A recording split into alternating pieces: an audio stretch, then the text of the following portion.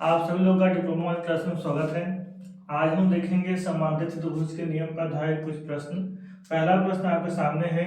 इस वीडियो में हम क्या करेंगे, एक क्वेश्चन का सलूशन देखेंगे जो आपके सामने है। इसी प्रकार से सारी वीडियो आपको मिलेगी जिसमें आपको एक एक क्वेश्चन का सलूशन मिलेगा। बहुत लंबा वीडियो आपको देखने की अब जरूरत नहीं है। एक छोटा सा क्वेश्चन के लिए एक छोटा सी वीडियो देखेंगे, आपको सलूशन मिल जाएगा। तो आइए क्वेश्चन को पढ़ते हैं और उसे समझते हैं किस प्रकार से इसको सॉल्व करना है। जैसे कि क्वेश्चन में क्या दिया गया है, क्वेश्चन में दिया गया है 30 kgf।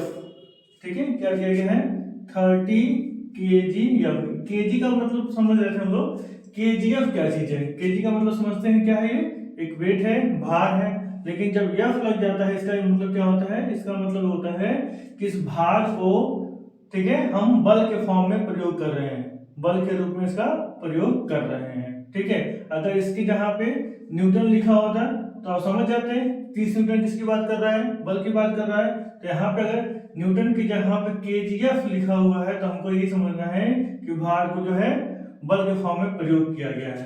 तो कहा गया है 30 केजीएफ तथा 20 यानी 20 केजीएफ के दो बलों का अधिकतम, दो बलों का अधिकतम तथा न्यूनतम परिणामी ज्ञात करिए। यानी क्या है, 30 kgf और 20 kgf क्या है, एक बल है। तो हम मान लेते हैं कि P बराबर क्या है 30 kgf और Q बराबर क्या है 20 kgf।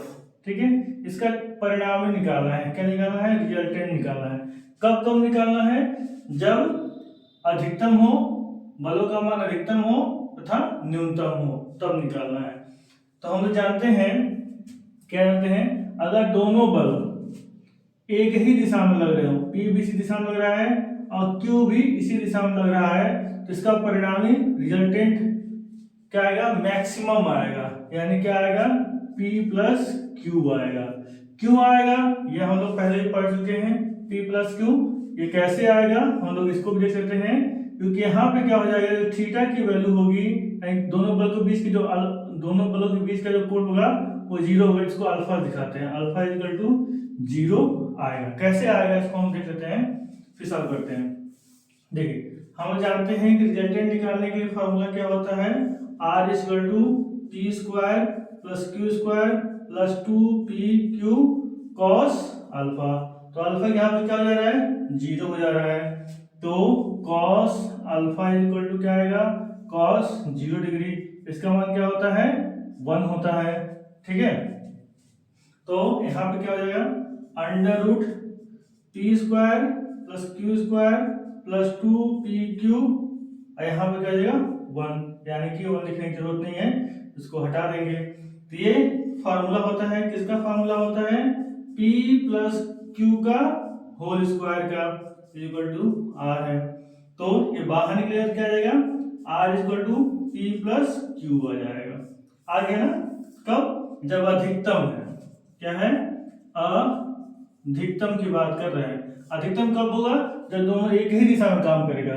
जब दोनों एक ही दिशा में काम करेगा तो अल्फा का मान क्या हो जाएगा, 0। तो यहाँ पे लिख सकते हैं, दूसरा माइनस ले देते हैं। तो यहाँ क्या होगा, अल्फा इक्वल टू 0 डिग्री। ठीक है, यानी cos alpha equal to cos 0 degree equal to 1।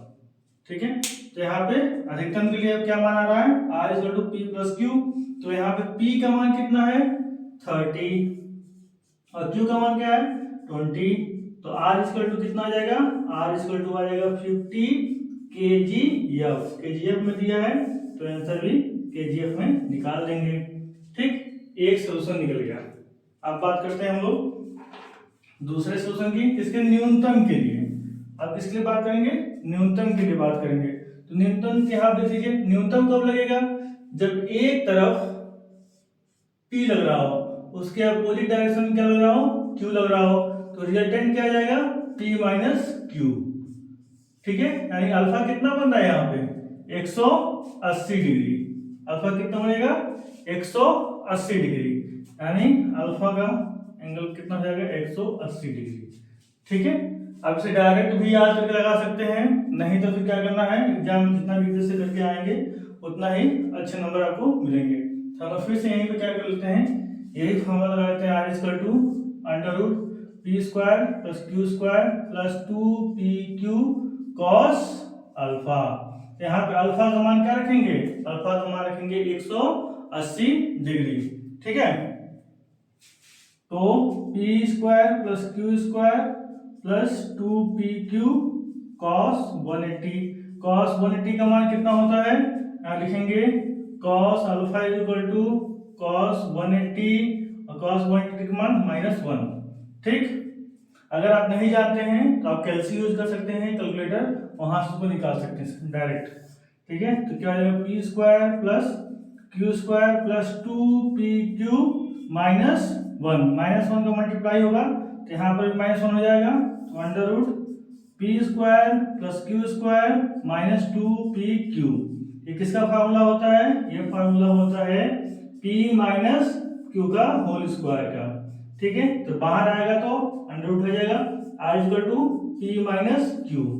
ठीक है, तो p का मान कितना है 30 kgf और यहाँ पर 20 kgf, r इक्वल टू, तो r का मान कितना आ जाएगा, r का मान आ जाएगा 10 kgf। कब, जब क्या हो, ये न्यूनतम।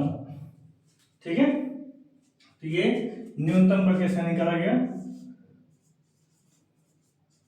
जब न्यूनतम हो तब परिणाम क्या होगा 10 kgf होगा, जब मैक्सिमम होगा तो परिणाम कितना होगा 50 kgf होगा। समझ में आया, एक बार फिर से ध्यान समझ लीजिए। क्वेश्चन में क्या दिया हुआ है, P का मान दिया है 30 kgf, Q का मान दिया हुआ 20 kgf, बोल रहा है अधिकतम क्यों निकाले। तो कोई परिणाम में अधिकतम कब होगा, जब दोनों पर एक दिशा में लग रहा होगा, दोनों पर एक दिशा में लगेगा तो अल्फा का मान कितना आएगा 0 आएगा। जब अल्फा का मान 0 आएगा यानी कि दोनों बलों के बीच का एंगल कुछ नहीं बनेगा, तो 0 बनेगा। तो क्या करेंगे, यहाँ पे अल्फा का मान 0 रखेंगे और तो उसका मान कितना होता है, cos 0 का मान 1 होता है, तो यहाँ 1 रखेंगे तो ये फार्मूला बन जाएगा p प्लस क्यू का होल स्क्वायर। ये बाहर निकलेगा p प्लस क्यू आएगा, यहाँ पे वैल्यू देंगे, यहाँ 50 आ जाएगा, 50 kgf। जब न्यूनतम की बात करेंगे, न्यूनतम कब होगा, जब दोनों विपरीत दिशा में लग रहा होगा, तो एंगल कितना आएगा 180 आएगा। तो 180 आएगा तो cos 180 का मान कितना होता है -1, इसमें रख देंगे -1, तो ये क्या फार्मूला बन जाएगा p माइनस क्यू का होल स्क्वायर, यानी कि r equal to p minus Q, r equal to 30 minus 20, r का मान कितना आ गया 10 kgf। ये हमारा क्या हो गया, आंसर हो गया। ठीक है, बहुत ही आसान सा क्वेश्चन है ये, इस टाइप के क्वेश्चन एग्जाम में पूछे जाते हैं छोटे छोटे क्वेश्चन, तो इस टाइप के क्वेश्चन को जरूर से कर लीजिए। ठीक है, आपको जो है बेसिक हमने बहुत बताया, बहुत अच्छे तरीके से आपको समझ में आ गया होगा। नेक्स्ट वीडियो हम मिलेंगे नेक्स्ट क्वेश्चन के साथ। ठीक है, तो चैनल को सब्सक्राइब कर लीजिए ताकि आपको मैकेनिक्स का पूरा क्वेश्चन जो है आपको मिल जाए, जितना ज्यादा क्वेश्चन हो सकता है उतना हम आपको करा देंगे। Okay, thank you.